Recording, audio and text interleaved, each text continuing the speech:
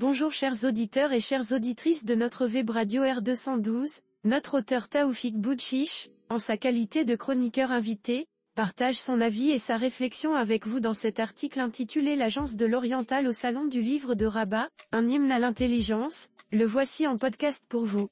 Taoufik Boudchiche ouvre sa réflexion par ces mots. L'une des missions confiées par la loi de création de l'Agence de l'Oriental est celle de promouvoir les facteurs d'attractivité de la région de l'Oriental qui, comme tout un chacun sait, est confrontée à une hostilité frontalière venant de l'Est qui ne décline pas du nord au sud. Et, plus précisément en allant de la ville de Saïdia jusqu'à la ville oasis de Figuig qui représente d'ailleurs des joyaux touristiques.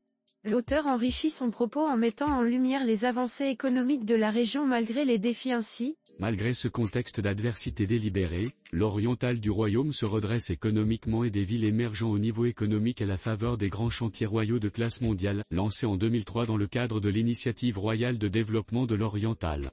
Par exemple, la ville de Nador se positionne favorablement au niveau économique, touristique, culturel, avec le projet du Grand Port Nador-Ouest Med attendu prochainement et celui de réhabilitation urbanistique et touristique de la lagune de Martchika.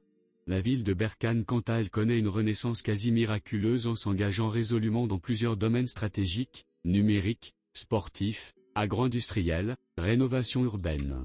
Notre économiste insiste ensuite sur l'importance de la visibilité pour ses efforts de développement ainsi. Mais comme le soulignent les experts en marketing territorial, à quoi cela sert d'être efficace si personne ne le sait?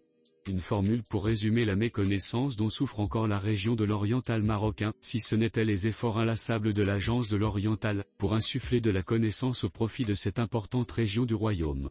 Doit-on rappeler qu'elle représente en superficie la deuxième la plus vaste région au niveau national, plus de 90 127 km², l'équivalent d'un pays comme le Portugal. Celle qui subit les affres du coût humain, social, économique, du non-Maghreb. Un coût très élevé qui est estimé par les organismes spécialisés entre 1,5 à 3% de manque à gagner du PIB national. Le chroniqueur invité souligne alors la résilience et la capacité d'innovation de l'Oriental à travers le travail de son agence. Malgré cela, l'Oriental fait preuve de résilience et continue d'attirer des grands projets d'investissement. Le travail de l'Agence de l'Oriental n'est pas étranger à cela, et à cet effet l'agence a fait le choix dès sa création, de mobiliser une intelligence collective, comme outil de promotion, qui se décline en publications, beaux livres, sites web, rencontres, conférences. Par exemple, sa présence au Salon du Livre de Rabat a été un moment privilégié pour faire découvrir le riche patrimoine matériel et immatériel de cette région à travers les nombreuses publications présentées et commentées avec panache par une panoplie de personnalités du monde politique, universitaire, culturel, artistique et scientifique.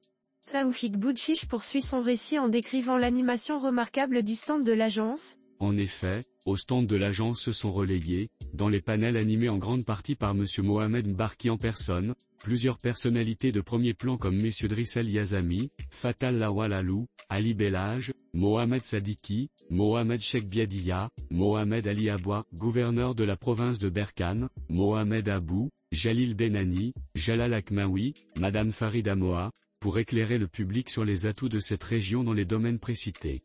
Le chroniqueur met ensuite en valeur les publications phares présentées lors de l'événement ainsi. Parmi les publications présentées, il est à mentionner deux beaux livres récents dont l'un sur Nador intitulé Nador, le Maroc gagnant et le deuxième sur Berkane titré Berkane, la force de l'intelligence, des intitulés représentatifs des dynamiques de développement que connaissent les deux provinces. Avec enthousiasme, Taoufik Boudchiche annonce également une œuvre en préparation qui illustre les liens historiques avec l'Afrique subsaharienne. Un troisième beau livre a été annoncé qui est en cours d'impression intitulé De Figuig à Tombouctou, retracera un pan glorieux de l'histoire des relations du royaume avec les peuples d'Afrique subsaharienne. La ville oasis de Figuig entretenait en effet des échanges soutenus au plan culturel, religieux et humain, avec la ville de Tombouctou située au nord du Mali.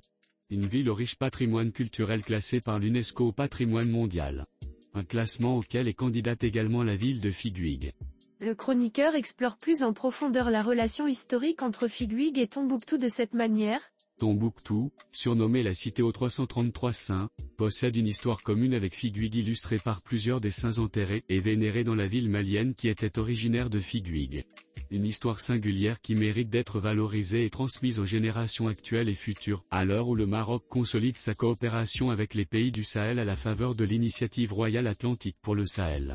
Celle-ci représente de ce fait une opportunité pour la région afin de repenser les liens historiques avec la zone sahélienne et favoriser un co-développement sud-sud.